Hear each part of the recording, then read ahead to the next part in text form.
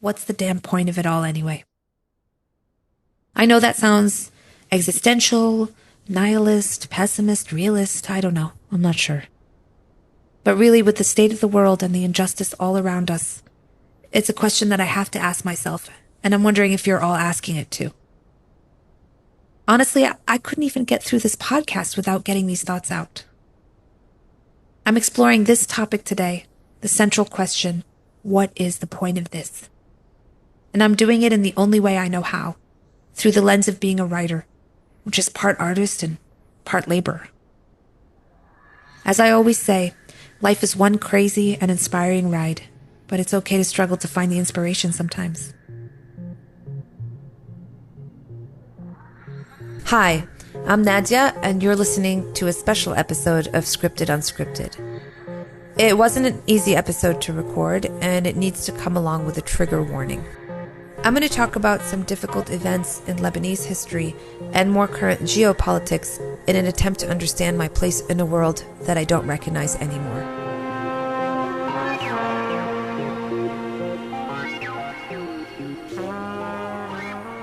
Artists, that is to say all kinds of artists, including writers, they come in all shapes and sizes. Contrary to popular belief, you don't have to be a whiskey-drinking, cigar-smoking, typewriter-owning male recluse to be a good writer. You can be an introverted extrovert who sees magic everywhere and is affected by even the smallest interactions around you. And you can be anything and everything in between those two profiles. I fall into the hypersensitive category. I can feel so much on any given day simply by observing small interactions in my tiny neighborhood. And things can work in waves for me. It doesn't take much for me to feel total joy. But it also doesn't take much for me to feel total sorrow as well. So you can only imagine when the world turns dark and indiscriminate killing is happening, I get driven deep down into a crippling sense of despair. And I know I'm not the only one. With the recent massacres, the outward genocide in Palestine, the rise of hate around the world, the divisions that we are seeing, and the bombs in my country, as well as in my brothers and sisters' countries, I am having trouble seeing any light of hope. And of course, I'm having trouble being creative, which is to say, I'm having trouble finding meaning in any of the stories that once excited me. Has forced hundreds of thousands of people to flee for their lives. The conflict... A deadly explosion at a hospital in Gaza City. 5 million people are affected, both inside Sudan and in... For civilians in Gaza, a ceasefire can't come too soon.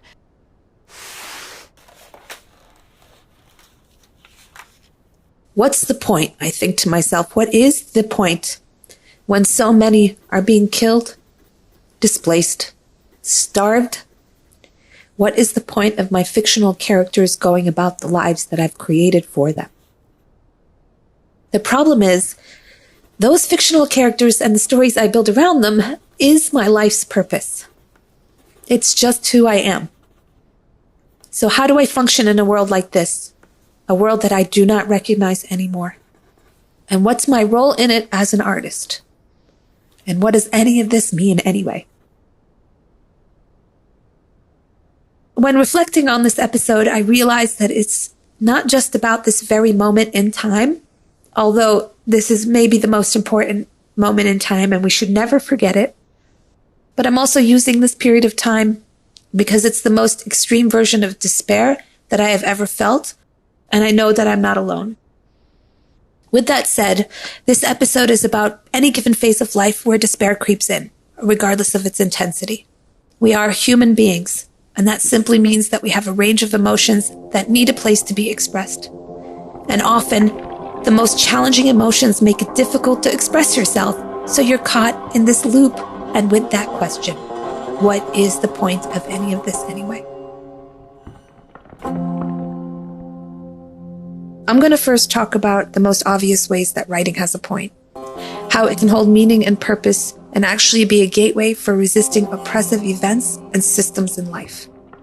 At the end of the day, writing is a way to communicate thoughts, and the nuanced way in which we communicate them is called storytelling. And storytelling is the greatest tool to help people relate to each other and understand huge concepts that would otherwise be out of reach. So it's like a mix of information and emotion that creates this formidable tool of communication that can change people's minds, or at least get them thinking in a different way. In general, I've done this through curated social media posts and stories. This is the most basic and accessible way of storytelling for a cause, but as we've seen since the end of 2023, properly written content, responsible content with proper information, can make a big difference in people's understanding of what is going on.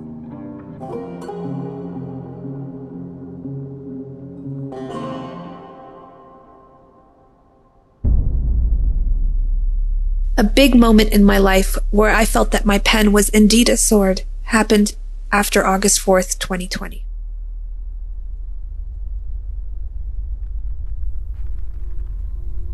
On that day at 6:07 p.m. to be precise, a massive explosion was detonated at the Beirut port. The port in the center of the city, killing hundreds, displacing thousands, and causing irreparable damage both physically and emotionally. I remember that day vividly. How my building, which isn't that close to the port actually, it swayed back and forth like a pendulum for what seemed like a few minutes. We're on the 11th floor. I thought it was an earthquake, so I got up once the building stopped moving so I could get to a doorway. That's what they say to do anyway. I don't know how I knew that, but I just did. And then when I got up, the impact of the blast pushed me backwards. I rushed outside to my balcony and saw the plume of black smoke, and there was ash raining down on me. I could see it from my balcony that it was coming from near the port, and somehow I have these hidden traumatic memories of missiles falling in a pattern of 3, and I started shaking with fear because I thought more were coming. And they could only come towards me because the other way is the sea. I called my husband first. Thank God the lines were still open because pretty soon they wouldn't be. I also know that from wartime. He had gone out to run some errands, and for all I knew, he could have been exactly where that blast zone was. I lost him. At least in my mind, I lost him for a solid 90 seconds, and they were the worst of my life. Once he answered, the relief I felt is incalculable. It took us a while to figure out what had happened, and once we learned the explosion came from the port, I realized that the office where I was writing my latest project was literally across the street. One of the writers that I worked with didn't have electricity at home, and so I sent her to the office where she could have everything she needed. The entire place was made of glass, and it looked like it had been completely wiped away. She lived, thank God, but I'll never forget the heavy guilt and fear of not knowing where she was or if she had survived.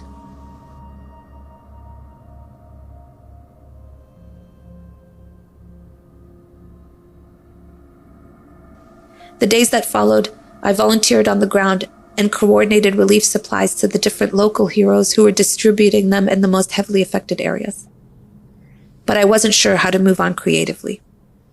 Writing is the way I express my deepest emotions, but it's also my job. I slowly learned that I could not force anything onto myself. I needed the time and space to do absolutely nothing, and I took it.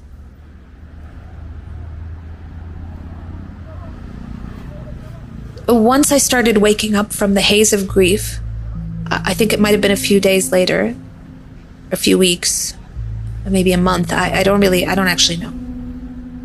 I got offered a writing-directing project that took real stories from survivors and victims of the explosion and fictionalized them into short films.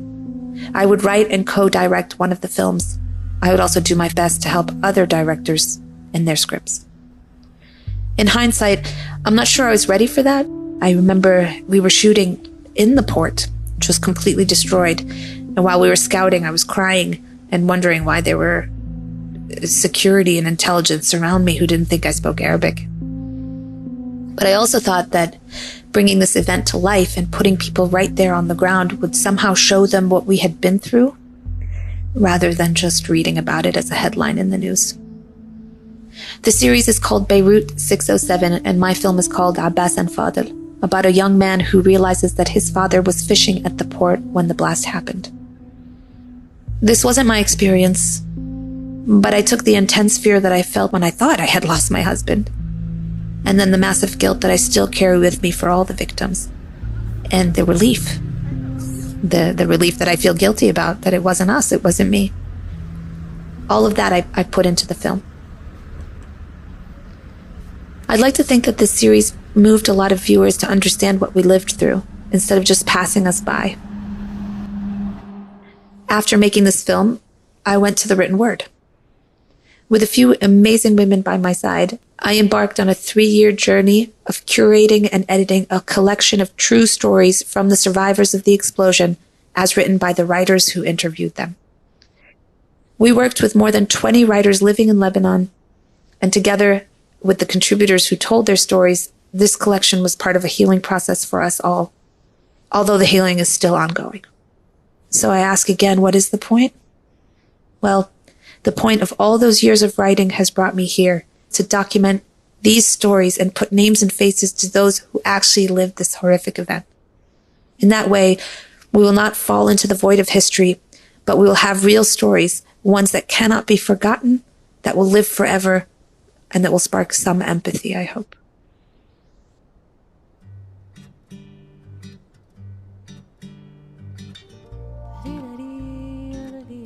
I wonder where this all started for me, where this idea that I could make a difference through writing began. In my adult life, at least, I've lived in Lebanon since 2011, so I had seen the protests break out in the You Stink movement in 2015. Look it up. It's called You Stink. It's about trash, and it's still a real problem. I was on the ground then, but I'm not sure I was equipped yet to be able to create content. I was writing on social media and spreading the word as much as I could, but it wasn't until the massive Lebanese revolution of 2019 that I really found my footing.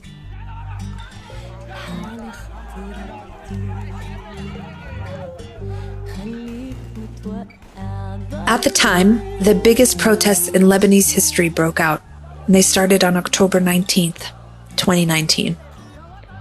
We had just had a forest fire in the Shouf area, and once again, the government couldn't even provide helicopters to spray water and help put them out.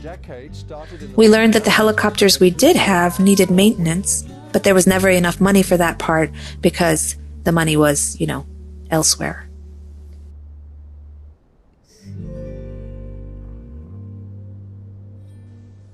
Not one single official governmental entity went on TV or the radio or on social media or anything to grieve the destruction of our forests, of our land. Instead, regular people made convoys full of blankets and water and drove up from Beirut to Shouf to help in the rescue and in the efforts. A day later, the parliament met, and the only thing they did was propose a tax on WhatsApp. Yes, they wanted to charge people for using an app that connects them to their loved ones who had left the country because of the very politicians who were lining their pockets with the money that we could have used to, stop a blazing forest fire that killed our pine trees and once again displaced people. I think this was a breaking point. The next day, the biggest and most united protest that Lebanon has ever seen began, and it changed my life. I was never on the front lines trying to break into the parliament buildings, although I know those heroes personally, and I'm really, really proud of them. I would never come face to face with the army or one of the militiamen who came to terrorize the crowds of peaceful protesters. No. I was usually on the outskirts of the crowd, taking it all in and supporting my friends and countrymen and women. I was listening, I was observing, I was feeling. I'm a writer, and this comes naturally to me, and I knew that somehow it meant something. I attended lectures in tents in Martyrs Square and began asking questions about the revolution's slogans, including "Killon yani killon," which means all of them need to go, referring to the corrupt politicians in power, regardless of their sect, their religion, whatever. I saw the status quo try to dumb down the protests using traditional media. So, reporters would go on TV and ask random protesters what this slogan means, and what they would suggest if all politicians went home. And most of the time, the protesters didn't know what to say. They didn't know how to defend their biggest slogan, "Killun yani killun," they all need to go. And they didn't have a plan. Speeches given by powerful men would challenge the revolutionaries by manipulating the language of the Constitution to patronize and diminish the causes that were driving the protest. This was happening on a regular basis. So I wanted to know what the Constitution actually said. There was an event that I read about. It was in Samir Asir Square, and it was being held by a constitutional lawyer. She was giving a talk about how the parliamentary system works in Lebanon. I brought a notebook and I took notes, and I listened to so many questions that people were asking, and I asked some of my own too, but I was having a lot of trouble piecing together what she was saying. So was everybody else. She did her best and she was explaining really, really well. But her expertise is constitutional law, not effective communication. And that's when I realized what I had to do. I asked for her contact details and got as much information as I could on the way our system works, our elections, our cabinet, the parliament, all the safeguards that the Constitution has in place for periods of crisis like this one, when the people really needed the state to work for them and not against them. And surprisingly, our Lebanese Constitution did not disappoint. It took me 2 weeks just to write a 3-minute script that easily explains exactly how the Constitution works.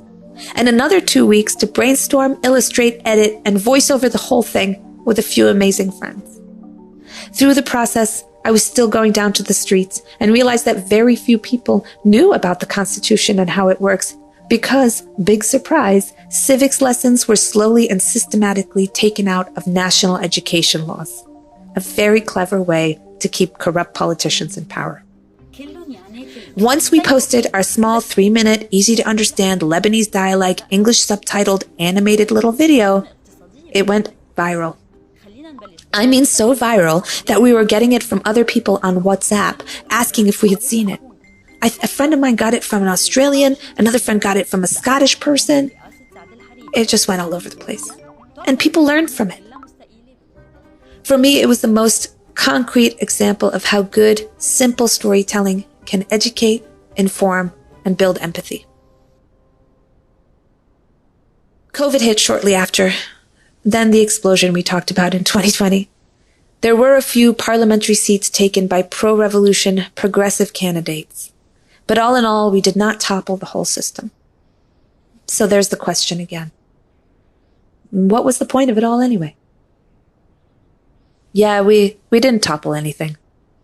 But the change that happened across the Lebanese population through different modes of information, I'd like to think, including that little video that my friends and I made, this made a difference, and it continues to make a difference to this day. But what happens when you don't have this direct link? Either because you didn't get the opportunity, nobody asked you, whatever it might be, or you didn't have the emotional capacity to do it at the time. Here's where I need to talk about Palestine again. I'm here in Lebanon, but my heart is in Palestine. It's in Palestine. I just cannot imagine what is happening and is continuing to happen every single day. The level of cruelty and injustice is beyond my scope. In my day-to-day, I think of the children every time I share a moment with my son. During the first rainstorm after the aggression began, my son had trouble sleeping because the sound of thunder and the flashes of lightning really scared him. I had to be next to him and rub his back until he slept again. But I couldn't control the next time lightning would strike, and there wasn't much I could do to keep him calm. That night, after he finally fell asleep, I wrote a poem dedicated to the children of Gaza as I prayed for them and all their loved ones. I prayed that I could somehow comfort them, even in the tiniest ways, through my prayers. I didn't share this poem, but I truly believe it was important for me to put it down on paper at the moment I did. The reason I didn't share it is because I didn't feel like my voice needed to take up space. There were more important voices. At the same time, I had to write it. I can't recreate the feeling, the intense feeling that I had at that moment. so I needed to archive it. Maybe someday it will touch one person's heart and they will know that the children of Palestine deserve better, and are all of our children.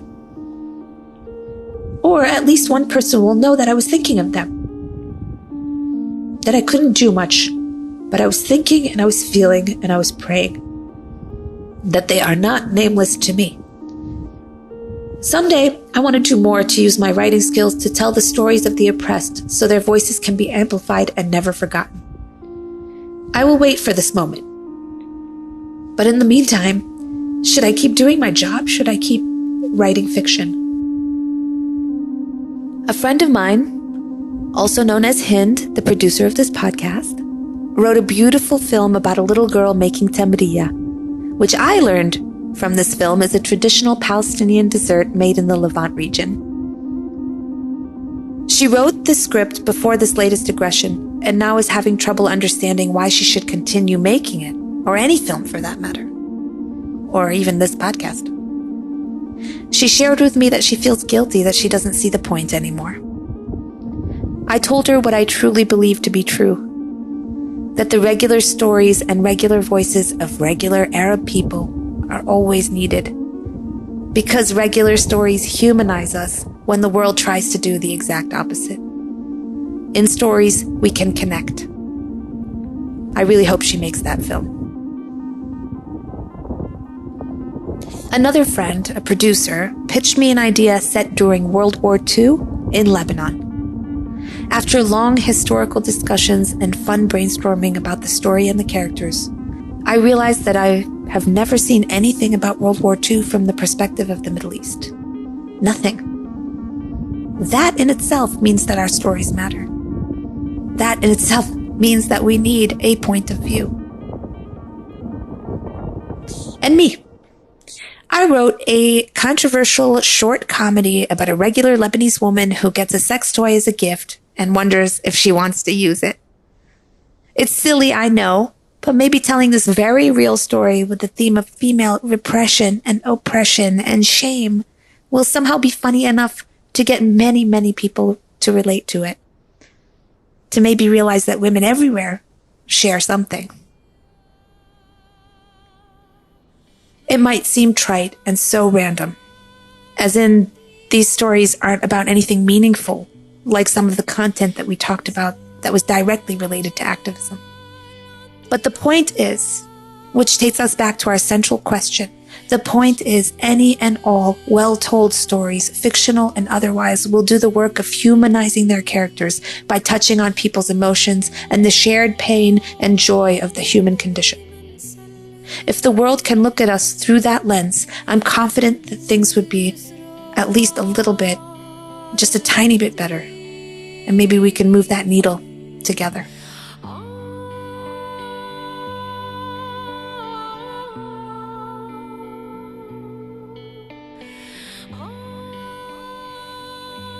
I sincerely thank you for listening to this episode. It's important to me, but it wasn't easy to write. And it wasn't easy to record, and I'm sure it wasn't easy to listen to. I hope the best for all of you, and that you can hold space for yourself and one another, especially during these difficult times.